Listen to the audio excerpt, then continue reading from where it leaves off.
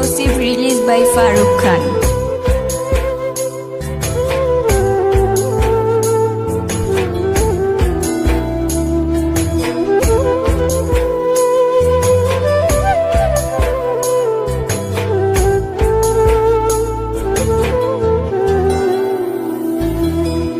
কতদিন নেশার টানে বিভোর হয়ে রব, আমারে দুঃখের কথা বলো না কার কাছে কব।